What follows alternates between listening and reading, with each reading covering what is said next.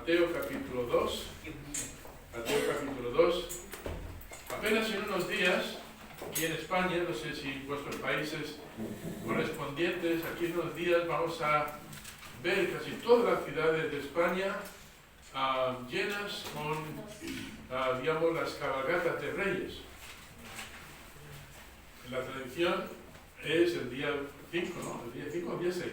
El día 5 para el día 6, pues supuestamente vienen los 3 Reyes Magos, ¿no? Y la manera como lo celebran aquí en España es, pues, vienen cargados de caramelos. Los niños no se conforman con 1 o 2 caramelos, vienen con bolsas.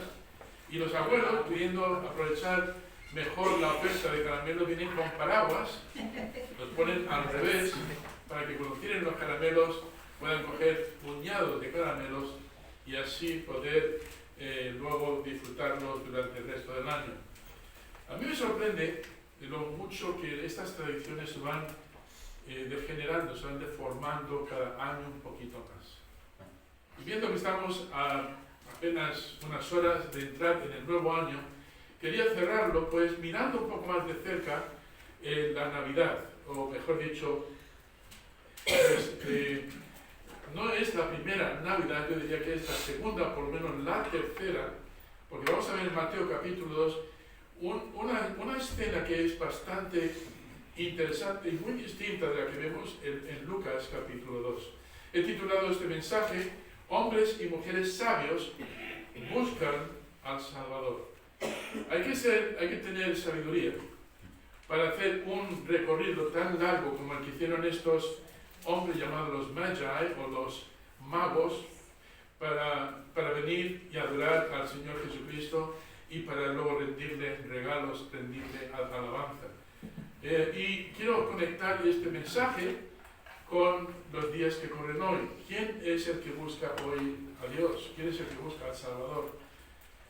Hay muy pocos, pero son los que sí lo hacen. Yo les considero personas sabias. Vamos a leer el capítulo 2 de Mateo, capítulo 2, versículos 1 al 12. Cuando Jesús nació en Belén de Judea, en días del rey Herodes, vinieron del oriente a Jerusalén unos magos, diciendo: ¿Dónde está el rey de los judíos que ha nacido? Porque su estrella hemos visto en el oriente y venimos a adorarle. Oyendo esto, el rey Herodes se turbó y toda Jerusalén con él. Y convocados todos los principales sacerdotes y los escribas del pueblo, les preguntó dónde había de nacer el Cristo. Ellos le dijeron: en Belén de Judea, porque así está escrito por el profeta. Y lo que vemos aquí es una citación de esa profecía. Tú, Belén, de la tierra de Judá, no eres la más pequeña entre los príncipes de Judá, porque de ti saldrá un guiador que apacentará a mi pueblo Israel. Entonces Herodes, llamando en secreto a los magos, indagó de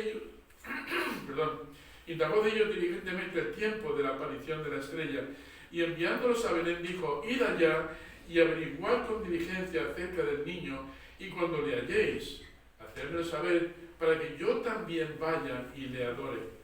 Ellos, habiendo oído al rey, se fueron, y he aquí, la estrella que había visto en el oriente iba delante de ellos hasta que, llegando, se detuvo sobre donde estaba el niño. Y al ver la estrella, se regocijaron con muy grande gozo. Y al entrar en la casa, vieron al niño con su madre María, y postrándose le adoraron, y abrieron sus tesoros, y le ofrecieron presentes, oro, incienso y mirra. Pero siendo avisados por revelación en sueños que no volviesen a Herodes, regresaron a su tierra por otro camino. Después que aparecieron ellos, he aquí un ángel del Señor apareció en sueños a José, y dijo: levántate y toma al niño y a su madre y huye a Egipto, y prepararme allá y permanecer allá hasta que yo te diga, porque acontecerá que Herodes buscará al niño para matarlo. Vamos a terminar aquí con la lectura. Oremos y damos la bendición de Dios sobre este mensaje. Señor y Padre Celestial, te pido que nos ayudes a indagar un poquito más sobre cómo fue el nacimiento de Jesucristo, qué qué personajes entraron en la escena, cuándo entraron en la escena, cómo podemos compaginar, Señor, Mateo capítulo 2 con Lucas capítulo 2, cuando vemos que los personajes y el evento es tan distinto. ¿Y qué lecciones podemos aprender aquí para nosotros hoy? Así que te pido, Señor, que tu Espíritu Santo se mueva hoy, me dé capacidad para poder enseñar esta lección y podamos ver que la Navidad no es lo que hoy se expresa con los adornos, con los belenes, sino que tiene un propósito muy distinto. Queremos encontrar ese propósito puro, Señor, de manera que podamos ser contados entre aquellos que eran considerados como sabios, que buscaron al Señor Jesucristo y encontraron a su Salvador. Obra para que si hubiera aquí alguna persona hoy que todavía no te conoce como su Salvador personal, hoy pueda ser ese día, Señor, que te encuentren y te reciban como su Salvador en Cristo Jesús. Amén. Hay muchas preguntas cuando hablamos de la primera Navidad. De hecho, si en esta época del año muchos ayuntamientos exhiben sus belenes. Enfrente de mi casa hay un bulevar muy grande y han puesto allí un edificio con 4 caras de cristal y el Belén como nunca lo había visto antes, en escenas distintas, ¿no? Vas dando vuelta al edificio y vas viendo la escena como fue avanzando. Pero aún así, por mucho detalle que han puesto y muy bonito que sea, crea un romanticismo navideño muy interesante. Si conoces el evento, si conoces lo que dice Mateo y lo que dice Lucas sobre el nacimiento de Jesucristo, te vas a dar cuenta enseguida de que hay muchos errores. Por ejemplo, eran realmente reyes, como se llaman los 3 reyes magos, ¿no? Eran realmente reyes, eran realmente magos, como aquellos que hacen magia, eran 3, si eran 3 reyes magos, ya tenemos conflicto con los 3 títulos que se le dan a los 3 reyes magos. Vinieron realmente en camello, o vinieron andando. ¿Cuántos eran? Vinieron en plan caravana. Si no eran reyes, ¿de dónde venían? ¿Cuál era el país de origen? Si escuchas la tradición católica, te van a decir que uno vino de Etiopía, otro vino de Asia, otro vino de otro lugar, y de ahí que uno sea negro, otro tenga pelo rojo, el otro tenga pelo rubio. En fin, ¿cuántas personas fueron los que se presentaron delante de, en este caso vemos aquí, una casa, no un pesebre? La luz que apareció en el cielo, aquella estrella que indicaba el nacimiento del Mesías, era realmente una estrella, como una estrella que vemos en el cielo, o como algunos que dicen que era un cometa que apareció, porque si era así, entonces al posarse sobre la casa, hubiera fulminado la casa. Hay muchas preguntas que surgen de todo esto. Yo recuerdo hace años atrás, ahora más de 10 años atrás, en un estudio bíblico presenté el contraste entre Mateo y Lucas, y una de las hermanas se molestó, dijo: has destrozado todo lo que yo creía sobre la Navidad. Dije, pues si la Biblia ha destrozado todo lo que tú creías de la Navidad, es que tenías ideas muy equivocadas de la Navidad. Porque lo que enseñé fue el contraste que hay entre los dos. Aquí nos presenta a unos sabios, en la versión inglesa se llaman los sabios del Oriente, mientras que en Lucas aparecen pastores, aparecen ángeles, van a un pesebre. Aquí se ve una casa, allí se ve un pesebre, aquí hay regalos y en el otro lugar solamente hay una presencia, aquí hay turbación, aquí está Herodes. Después de esto no van, por ejemplo, al templo para dedicar al niño, sino que se van a Egipto. ¿Veis el contraste? En Lucas dice que tenían que guardar los días de la purificación, que eran 33 días, luego tenían que ir a Jerusalén para dedicar al niño. Allí encuentran a una profetisa, a Simón, donde tanto María como José se quedan alucinados al escuchar todo lo que se decía del Mesías. Luego vuelven ya de vuelta a Belén, no van a Egipto, ¿entendéis? Hay una serie de escenas que no encajan. ¿Cuál de las dos es verdad? ¿Quién diría esta mañana: yo estoy de acuerdo con Mateo capítulo 2? 4 personas, 5. ¿Quién diría que la versión verdadera es la que tenemos en Lucas capítulo 2? Entonces, si contradicen, ¿cuál de las dos es verdad? Las dos son verdad, lo que pasa es que son dos eventos distintos.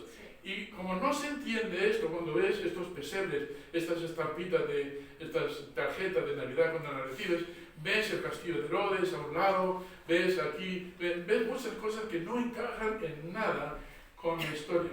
Pero sobre todo, no entienden el propósito.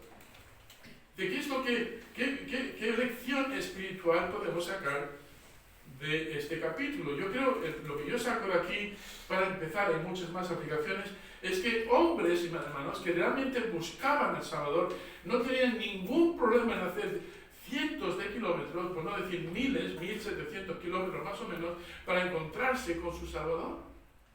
Hoy hay personas que no hacen ni siquiera 5 kilómetros. Y hay gente que vive enfrente y dice, no puedo ir porque tengo que cruzar la calle, ¿no? ¿Entendéis por dónde voy? ¿Qué es lo que tenían estas personas que a nosotros, estos sabios, que les hizo sortear todo tipo de obstáculos para encontrarse con el Mesías y luego poder ofrecerle regalos y adoración? Es algo que ojalá pudiéramos encontrar nosotros también y nos pueda lanzar al año 2024 con nueva perspectiva, con nueva ilusión, diciendo, mirando al 2024 con todos los problemas que puedan venir, con todos los obstáculos que puedan venir, podamos decir al final del año, me he mantenido fiel. Creo que el Señor ha podido ser glorificado por las decisiones que he tomado. Creo que mi vida ha contado para algo. El año 2024 va a contar para que el Señor sea realmente reconocido. Tengo 4 puntos que quiero extraer de aquí. Primeramente, vamos a ver quién eran estos reyes que aquí dice que eran magos. Eran realmente sabios. ¿Cuál fue su deseo? ¿Dónde llegaron? Primero fue a Jerusalén, fue a Belén, fue a los dos. El segundo punto sería la cuestión, el problema que esto presentó, porque los que tenían que estar esperándoles al Mesías con alegría y con expectación fueron los primeros los que le rechazaron. Aquí hay una historia de hombres sabios que vinieron de muy lejos y de personas que estaban más cerca, que fueron necios, que rechazaron al Salvador. ¿Dónde ha nacido? ¿Dónde ha nacido? ¿Qué profecía indica dónde iban a nacer? Le preguntan. Pero cuando supieron que había nacido el Mesías, dice que tanto Herodes como los escribas, los sacerdotes, se turbaron y toda Jerusalén con ellos. Cuando deberían haber respondido con alegría, con gozo y con expectación, deseosos para poder llegar al Salvador, lo que hace es que buscan, planean algo para poder deshacerse del Salvador. Vamos a ver el engaño del rey. Hace una reunión en secreto, en vez de hacerlo público. Y luego utilizan mentiras engañosas para poder encubrir sus verdaderos deseos de querer eliminar al Mesías. Y finalmente vamos a ver cómo responden los hombres sabios. Los hombres sabios, hermanos, responden con adoración cuando reconocen que Cristo es verdaderamente el Rey. Amén. Se dirigieron a Belén, unos 10 kilómetros más después de Jerusalén, y finalmente les dice que le encontraron no en un pesebre, sino en una casa. Y cuando llegan, dice que estaba María y el niño, pero no está en la escena José. José aparece después. Entonces hay aquí mucho que tenemos que desempaquetar y espero que al hacerlo no solamente puedas reconstruir la escena o digamos la historia, sino que puedas luego buscar una aplicación para tu propia vida. Entonces, primero lo que vemos aquí en el capítulo 2, versículo 1, vamos a ver quiénes son estos que aparecen. En el capítulo 2, 1 dice, cuando Jesús nació en Belén de Judea, en días de rey Herodes, ¿quién llegó allí? Dice, vinieron del oriente, ya sabemos de dónde vienen, a Jerusalén unos magos. Yo estuve mirando esa palabra magos en el griego y ¿sabe qué palabra aparece? Magos. en persa Magav, en griego Magoi. Y claro, como nosotros tenemos la idea de magos, personas que hacen magia, enseguida lo comparamos con personas que estaban metidos en las artes mágicas, ¿no? Pero este término, según el léxico de Zeiger, afirma que es el nombre dado por los babilónicos o caldeos, medos, persas y otros a una serie de personas que estaban a cargo de aconsejar a los reyes en las decisiones que debían darles, y podían incluir una variedad de sabios, maestros, sacerdotes, médicos, astrólogos, videntes, intérpretes de sueños, adivinos e hechiceros. Podía ser cualquiera de estos. Y vemos, y en Strong's, en el diccionario Strong dice un magian o científico oriental, por implicación un sabio. Podemos buscar mucho más detalles, pero de lo que no se trata eran de personas que hacían magia, sino más bien de una tribu sacerdotal de Media, de Babilonia, que tenía conocimiento de las profecías posiblemente derribadas por Daniel años antes, conociendo ya lo que iba a ocurrir. De hecho, si miras en Daniel capítulo 2, versículo 2, habla de estos judíos que habían sido llevados a Babilonia, lo conoce como caldeos. Vemos a este grupo mezclado con magos, adivinos y astrólogos en Daniel capítulo 2, versículos 4 y 5, y versículo 10. Podía formar varios grupos o 5 clases de magos. Por ejemplo, habían unos que se llamaban los Artumim, que eran comentaristas de textos sagrados e intérpretes de señales, Asafim, que eran conjugadores, Mekash Shehim, no estoy pronunciándolo bien, pero eran exorcistas o magos de magia y adivinos, y había una serie de grupos más. Pero hay uno que es el quinto, los Kadim, que eran caldeos, de ahí la palabra Magi. De este grupo venían los que vinieron a Belén. Aquí se les presenta como magos, pero la palabra que creo que deberíamos utilizar son los magoi, magi en inglés. Si queréis venir conmigo a Daniel capítulo 2, podemos ver la influencia que este grupo de personas tenían con el rey o con los reyes. Daniel capítulo 2.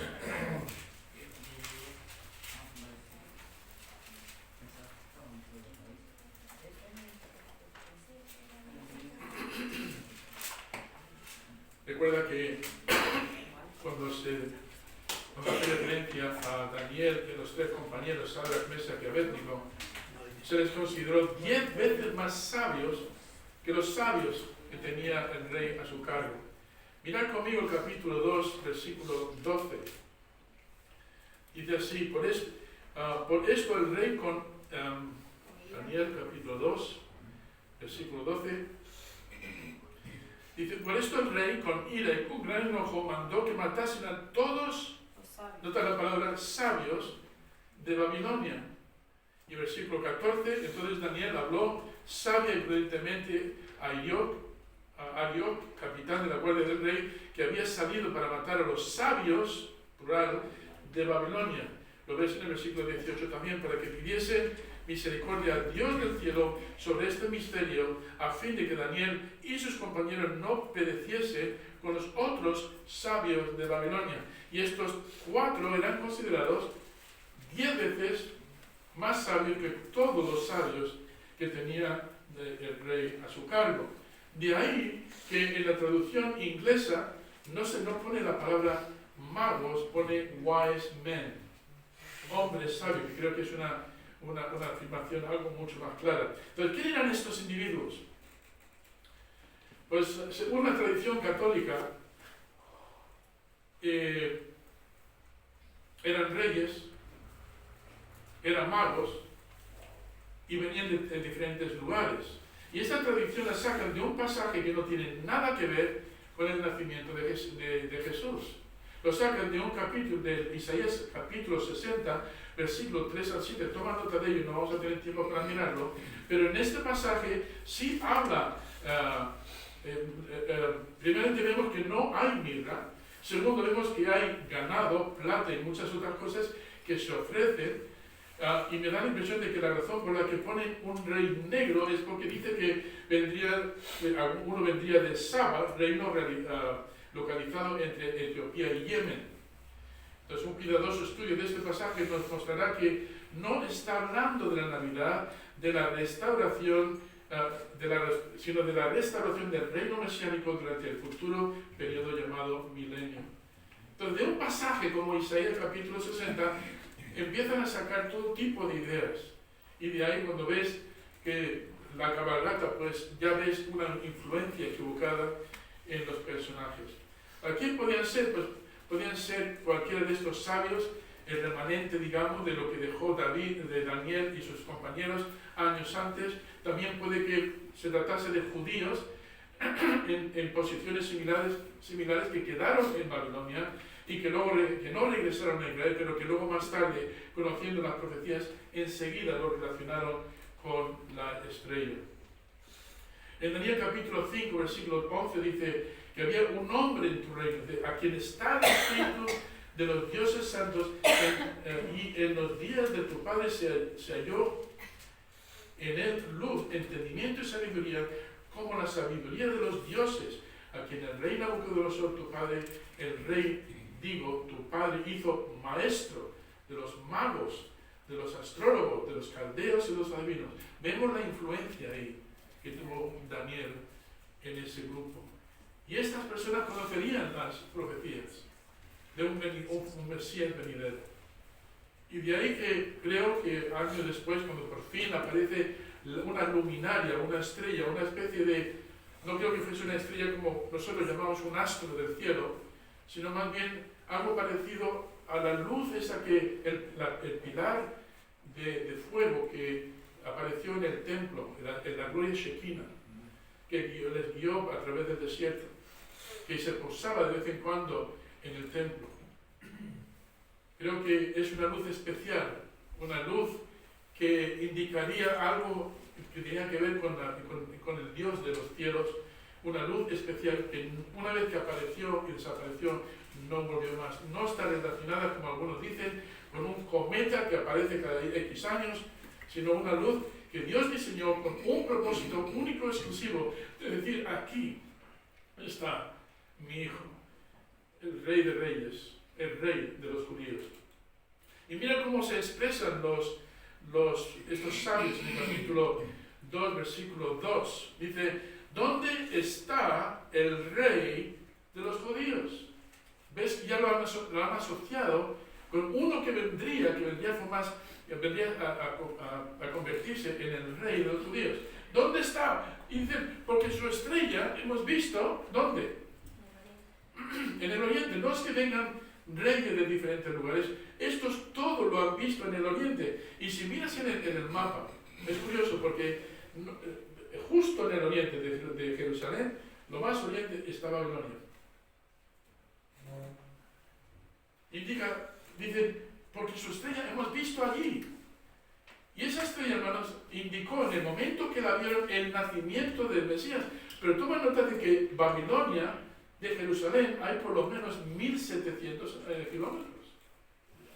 Y no es como que puedes coger Iberia, o puedes coger un avión y hacerlo en unas cuantas horas. Había que hacerlo andando, o en camello, o en caballo, y esto en caravana, haciendo quizá una media de 30 a 40 kilómetros como mucho, cada día. Es decir, esto podía llevar entre 6 meses y 2 años. Un recorrido así no lo haces en apenas unas horas, ni siquiera en unas semanas. Hemos visto esta estrella allí, indicando de que en el momento en que apareció, nació el Mesías.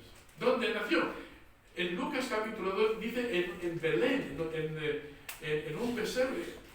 Pero aquí en Mateo capítulo 2 ya han pasado por lo menos entre 6 meses y 2 años. Entonces, desde Lucas capítulo 2 hasta Mateo capítulo 2 hay por lo menos entre 6 meses y 2 años de tiempo. Hay dos Navidades entonces. O una Navidad pero dividida en dos tiempos distintos.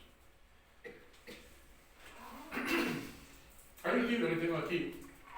Ahora, esto no está inspirado por el Espíritu Santo, pero se llama El Testimonio de las Estrellas, está escrito por un hombre, E.W. Bullinger, y trae mucha historia de cómo el zodiaco llegó a producirse, de cómo cuando miraban, cuando dice que el Evangelio está escrito en los cielos, utilizaban quizá los signos que formaban quizá ciertas imágenes como ilustración del Evangelio. En fin, hay cosas aquí que no me parecen del todo correctas, pero muestra aquí unos detalles muy interesantes.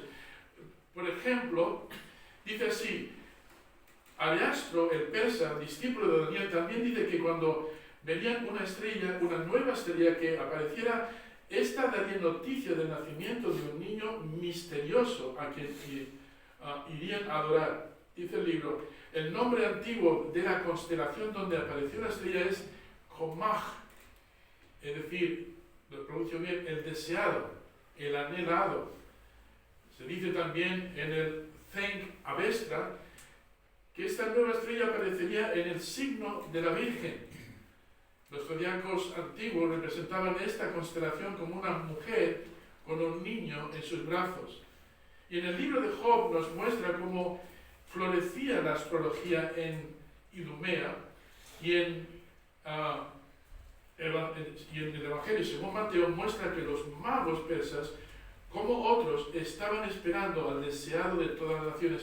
Concretamente en Ageo capítulo 2 versículo 7 relaciona esa estrella que iba a aparecer con el deseado de todas las naciones. Así lo pone. Y vendrá el deseado de todas las naciones.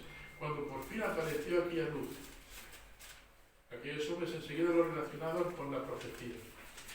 Y después de hacer un trabajo de logística, preparando todo tipo de cosas para el viaje tan largo que deberían hacer, finalmente echaron camino. Hermanos, este viaje podía haber tardado, como dije, por lo menos entre 6 meses, haciendo una media de 30 kilómetros diarios. Tendrían tiempo también para descansar, para conseguir más víveres, en fin. Si tienes algo de logística, entiendes de que un viaje como este no era fácil de hacer. Y no serían 3 personas en 3 camellos, sino que vendrían en una especie de caravana, con todo tipo de siervos para poder descansar por la noche, etcétera, etcétera.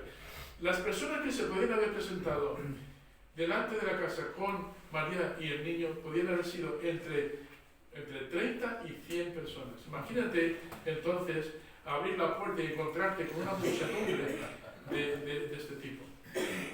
Es muy distinto a lo que nos pintan las estampas, ¿verdad que sí?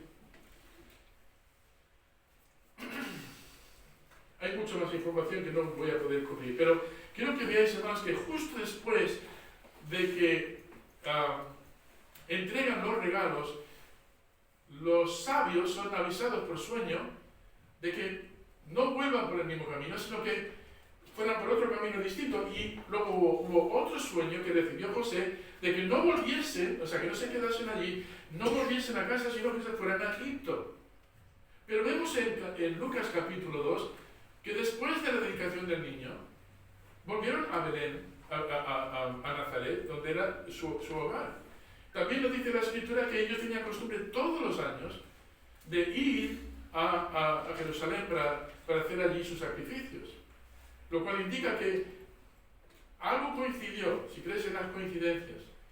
En el momento en que José, María y el niño llegan allí a Belén, llegan también después de casi 2 años de viaje estos misteriosos hombres que vienen del este. Y preguntando esto, ¿dónde está el rey de los judíos? Pues ¿dónde debe de estar? Pues en un palacio. Ellos sabían que Jerusalén era donde estaba el palacio del rey. ¿Dónde van a ir? Pues van a ir al palacio.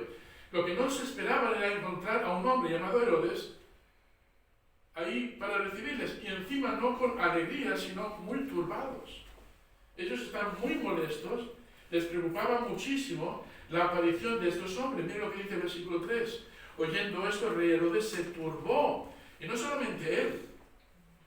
Mira lo que pasa con todos los que estaban en Jerusalén. Y toda Jerusalén con él. En vez de estar llenos de gozo, ¿os acordáis lo que dijo el ángel en Lucas capítulo 2? Esto será una señal que causará gran gozo. Y sin embargo aquí vemos que causó gran consternación, mucha preocupación. Y puede haber varias razones por las que ellos respondieron de esta manera tan extraña. Quizá era por, ¿ves? Si tratándose de Herodes, si conoces un poquito la historia de Herodes, este hombre era capaz de cualquier cosa con tal de mantenerse en el poder, incluso dar muerte a su propia familia. ¿Qué no haría este hombre para eliminar la competencia? En este caso, pues le pone una máscara de hipocresía horrible, y dice en el versículo 5, y ellos le dijeron, en Belén de Judea, porque así está escrito por el profeta. Traer a los escribas, traer a los sabios, a todos aquellos que saben algo de la profecía, y abren la Biblia y encuentran la profecía y dice que en Belén de Judea ha de nacer. Y se mantiene el complot de engaño. El engaño está ahí vivo. Porque le dice diligentemente, en separado, en secreto, le dice, mira, me gustaría saber exactamente cuándo salió la estrella allí en el oriente. Dice diligentemente, quiere detalles. ¿Por qué? Porque tiene un plan. Tiene un plan de aniquilar nada más y nada menos al Mesías. ¿Qué perversidad habría en el corazón de este hombre que, sabiendo de que esto es una profecía cumplida de la venida del Mesías, ahora quiere eliminar al Mesías? Herodes no era el tipo de persona con el que te gustaría ser amigo, porque en el momento en que él dejase de ser protagonista, tu vida estaba en juego. Entonces había un problema. Ellos se turbaron, toda Jerusalén con él, y puede haber varias razones por las que ellos se turbaron. Es probable que las razones por las que se turbaron fueran diferentes para Herodes y el pueblo y la gente de Jerusalén. Tal vez se turbaron por la idea de que el Mesías nacería sin que ellos se dieran cuenta, sin que ellos lo supieran. Pero creo que hay una razón, y yo pienso que tiene mucho más peso. Quizás fuese porque había pecado en sus corazones y no querían tratar con el pecado. Mira lo que dice Juan 1, versículo 5 al 11. La luz en las tinieblas resplandece, y las tinieblas no prevalecieron contra ella. Hubo un hombre enviado de Dios, el cual se llamaba Juan. Este vino por testimonio, para que diese testimonio de la luz, a fin de que todos creyesen por él. No era él la luz, sino para que diese testimonio de la luz. Aquella luz verdadera que alumbra a todo hombre venía a este mundo. Toma nota. En el mundo estaba, y el mundo por él fue hecho, pero el mundo no le conoció. A los suyos vino, y los suyos no le recibieron. Un poquito más adelante, en el capítulo 3, versículo 19 al 21, dice lo siguiente. Y esta es la condenación: que la luz vino al mundo, y los hombres amaron más las tinieblas que la luz. ¿Por qué? Porque sus obras eran malas. Porque todo aquel que hace lo bueno, lo malo, aborrece la luz y no viene a la luz, para que sus obras no sean reprendidas. Mas el que practica la verdad viene a la luz. ¿Qué hicieron los sabios? Vinieron, ¿verdad? Siguieron la luz. Pero ¿qué hicieron los necios? Se escondieron de la luz, para que sus obras sean manifiestas, para que sea manifiesta que sus obras son hechas en Dios. Opino, y esto es mi opinión nada más, que la razón por la que Herodes se turbó y toda Jerusalén se turbó es porque no estaban dispuestos a hacer frente a lo que representaba el Mesías. Imagínate siglos y siglos y siglos trayendo estas profecías ante el pueblo, y por fin se cumple el momento y la gente responde de una manera tan equivocada. ¿Qué hace entonces Herodes? Versículos 4 y 5 dice, versículo 7, perdón. Entonces Herodes, llamando en secreto a los magos, indagó de ellos diligentemente, y toma nota, ¿cuándo apareció exactamente la estrella? ¿Por qué? ¿Qué plan tenía Herodes para saber, primero, por qué quería saber en concreto el tiempo que habían tardado en llegar? Y luego, de una forma hipócrita dice, y por favor, cuando lleguéis al niño, decídmelo a mí, para que yo también venga a adorarle. Yo creo que los magos no tenían ni idea de lo que estaba ocurriendo en el palacio, ni idea de quién era realmente este hombre Herodes. Pero lo que está claro es que el Señor sí lo sabía, y el Señor tenía un plan para poder evitar este complot tan malévolo. ¿Dónde ha nacido? Dime cuándo. Y luego vemos, cuando ve que los sabios toman un rumbo distinto y no pasan por Jerusalén, viéndose engañados, ¿sabe lo que hace? Se indigna de que le hayan engañado, cuando él durante todo el tiempo estaba engañando. ¿Sabes la persona que peor reacciona al engaño? Es el que engaña. Entonces vemos aquí que diligentemente indaga en secreto, dice, el tiempo de la aparición de la estrella. Esto es un secreto, lo quiere mantener oculto a todo el mundo y lo hace diligentemente, quiere todos los detalles.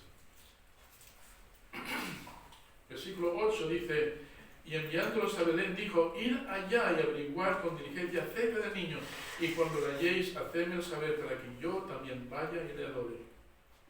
¿Sabe cómo se llama esto en griego? Pamplinas. Es una gran farsa. Es un engaño de los peores que uno se puede inventar. Pero gracias a Dios tenemos a estos sabios del Oriente que estaban guiados por el Señor. Y en los versículos 10 al 11 vemos que ellos se iban con los verdaderos deseos de adorar al Mesías. Mira lo que dice el versículo 10. Y al ver la estrella, bueno, después de indagarlo, versículo 9, ellos, habiendo oído al rey, se fueron. Y aquí la estrella que habían visto en el Oriente iba delante de ellos. ¿Hasta cuándo? Hasta que llegando se detuvo. Esta estrella sí era errante. Pero si los cálculos son correctos, apareció en Babilonia, indicando de que tenían que ir a Jerusalén, donde moraría el rey. Desaparece en el camino la estrella. Ellos saben dónde tienen que ir a Jerusalén, llegan allí y se encuentran que el Mesías no está. Cuando le dan la información, al salir del palacio, encuentran la misma estrella que habían perdido antes, casi 2 años antes. Y les guía el resto del camino, 10 kilómetros, hasta que por fin se posa sobre la casa. Ahora, hermanos, insisto, si hubiera sido una estrella normal y corriente, que es errante de esa manera y se posa sobre una casa, hubiera sido no solamente el final de la casa, hubiera sido el final de Belén. Sencillamente porque es imposible. De ahí saco la conclusión de que más bien se trata de la gloria Shekinah que anteriormente había estado guiando al pueblo, ahora una vez se manifiesta para indicar dónde está el Mesías. Otra pista que sacamos, hermanos, es cuando dice que mandó a los soldados a matar a todos los niños menor de 2 años. ¿Por qué 2 años? ¿Por qué 1 año? ¿Por qué no 1? ¿Por qué no 3? Creo que esto tiene que ver mucho con el cálculo que él hizo de lo que los magos le dijeron. Ahora, todo esto entonces la imagen que yo veo, hermanos, de esa segunda Navidad, no es a un niño en un pesebre, sino a un niño casi ya que está andando, recibiendo a estos misteriosos hombres, esa multitud que acaba de aparecer por la puerta. Y dice, mamá, mira, no sé, pero no es un bebé, es un niño que ya se mueve, ya anda, ya tiene capacidad de responder. Y eso va a ser importante porque si está recién parida, hermanos, imagínate ahora hacer un viaje hasta Egipto. No estaría en condiciones, ni el niño ni ella. Pero vemos que todo está perfectamente ensamblado para que ahora pueda hacer el viaje y el niño pueda hacerlo sin ninguna dificultad. Pero lo que me quiero centrarme ahora y voy a terminar es en lo que ellos hicieron, hermanos. Ellos dicen que abrieron sus tesoros. Ahora, ponte tú en ese lugar. Y no solamente presentaron sus tesoros, cada uno representando algo distinto sobre quién es Jesucristo, sino que lo ponen a sus pies, y esto iba a ser también muy importante para luego poder pasar un tiempo en Egipto. Necesitan recursos. Dios se proveyó también de eso. Pero mira lo que dice el éxito de Thayer.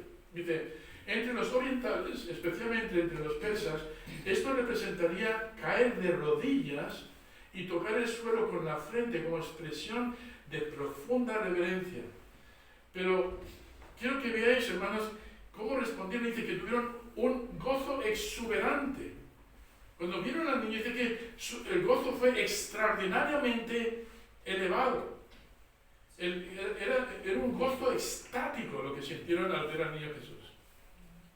Y de ahí que abren sus cofres, literalmente cofres, o quizá un recipiente, una caja, donde pudieron abrir y derramar esto delante del niño. Ahora, si hubiera sido un rey nada más, hubiera sido pecaminoso, porque no se debe de adorar a las personas. ¿Verdad que no?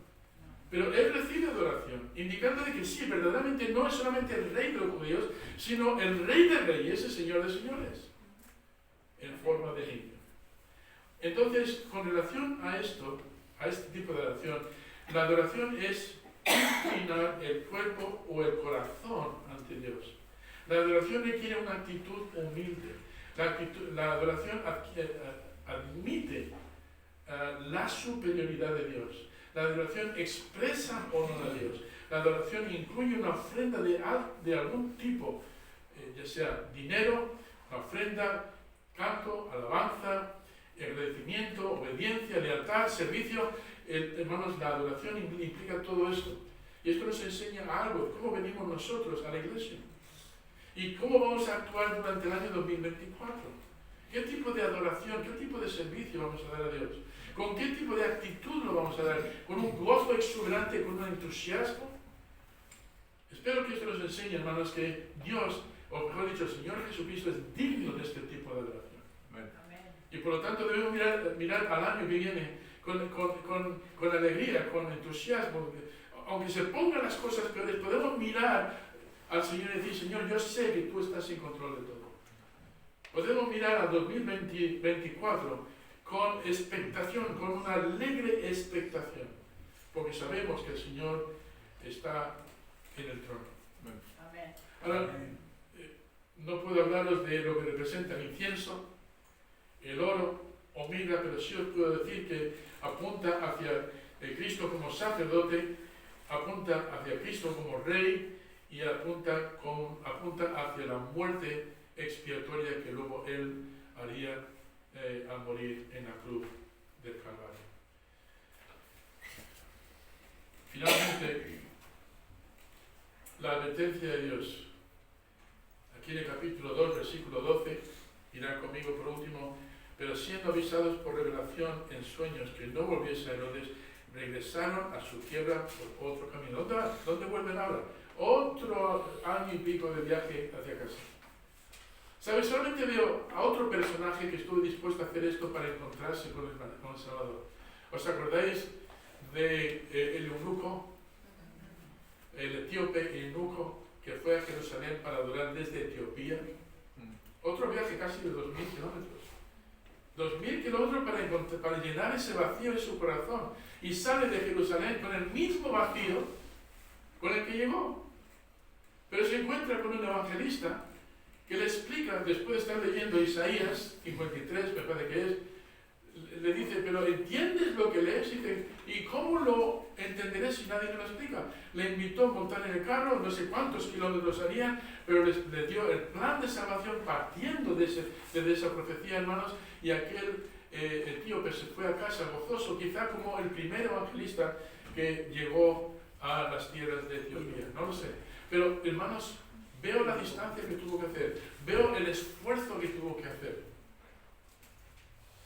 Y lo comparo al esfuerzo que nosotros muchas veces tenemos que hacer. Si llueve, no voy a la iglesia. Si hace mucho calor, no voy a la iglesia. Si hay un cumpleaños, no voy a la iglesia. Si no me siento bien, buscamos todo tipo de excusas. Y eso indica una cosa, quizá el poco fervor que hay en el corazón por el Señor Jesucristo. Deberíamos estar dispuestos a cualquier sacrificio, porque Él lo merece. Si somos hombres y mujeres sabios, Vamos a buscar al Salvador no solamente para conocer quién es, sino para poder rendirle servicio con todo nuestro corazón. Y cuando nos pregunten por qué, le decimos porque Él es digno, porque Él es el Rey de Reyes, Señor de Señores, y Él es Dios hecho carne y ha venido a morir por mí en la cruz del Calvario, a fin de que yo tenga salvación. Aquellos hombres, hermanos, marcharon de Belén muy distintos de lo que llegaron. Se fueron, hermanos, con el corazón lleno. Salieron más ricos de lo que llegaron. Porque se marcharon, hermanos, conociendo a que era verdaderamente el Hijo de Dios. Imagínate el privilegio. Y después de tantos kilómetros de viaje, hermanos, les parecería poco, ¿verdad? El esfuerzo que tuvieron que hacer. Imagínate las conversaciones de vuelta a casa, al caer la noche. Oye, chicos, ¿creéis que merece la pena? Yo lo haría 10 veces. Qué privilegio de haber sido contados por Dios para poder rendir esto a nuestro Salvador. Hoy en día, hermanos, ¿dónde estarían estos sabios? Estarían en el cielo, ¿no? ¿Creéis que ver el rostro del Señor Jesucristo ahora les haría dudar si ese viaje mereció la pena o no? Todo lo contrario, dirían, lo haríamos todos los días, porque Él es digno. El hermano Francisco escogió una canción, la primera creo que era la de Santo, Santo, Santo, Dios Todopoderoso. Eso expresa todo, ¿verdad? En el cielo va a haber un día, hermano, cuando todos vamos a ir cantando esa canción. Una nueva canción. Santo, Santo, Santo. Dios Todopoderoso. Él reina. Él está a la diestra del Padre. Y lo mejor de todo, hermanos, es que no ha terminado su trabajo, porque sigue haciéndolo cada día. Y quiere hacerlo en tu corazón. Si tú no conoces a Cristo como tu Salvador personal, sé sabio. Ven a Él. Ven con un corazón rendido. Ven con un corazón humilde. Ven con un corazón arrepentido. Y ven con un corazón de fe que pueda decir, Señor, no vengo para darte un regalo, sino para recibir el gran regalo de la salvación. Sé sabio. Hombres y mujeres sabios buscan al Salvador cuando está disponible. Y yo digo, esta mañana está disponible. Aprovechemos la oportunidad. Y ahora que vamos a entrar en el año 2024, hermanos, mirad al año 2024 con expectación, con alegría, porque el Señor, hermanos, tiene grandes cosas. Puede que el Señor, puede que ni siquiera veamos el 2024. ¿Os habéis parado a pensar? Puede que el Señor venga hoy, puede que llegue antes de que salgamos de la sala. Amén. Amén. Amén. Amén. Amemos la venida del Señor. Amén. No vamos a poder repetir la historia esta, pero estamos esperando que venga el Señor, el regreso del Señor. Y debemos esperarlo con expectación, con gozo, con entusiasmo, sabiendo de que es una promesa firme que se va a producir. Y nosotros estamos involucrados en ella, porque cuando se produzca, hermanos, vamos a ser arrebatados con Él para pasar el resto de la eternidad en el cielo. Yo veo en esta historia una historia de esperanza. Una historia también, una historia llena de principios espirituales que nos pueden ayudar muchísimo. Y te invito, si no conoces las dos partes, que cuando leas capítulo 2 de Mateo y luego leas Lucas capítulo 2, veas el contraste tan grande. No ocurrió todo la misma semana. Más bien hay un recorrido de más o menos 1 año y medio, cerca de 2 años, entre lo que vemos en Lucas 2 y luego lo que vemos en Mateo capítulo 2. Son dos escenas totalmente distintas, pero ambas nos enseñan algo extraordinario, de que Dios cumple con sus profecías. Amén. Vamos a ponernos de pie, vamos a tener la palabra de la fe.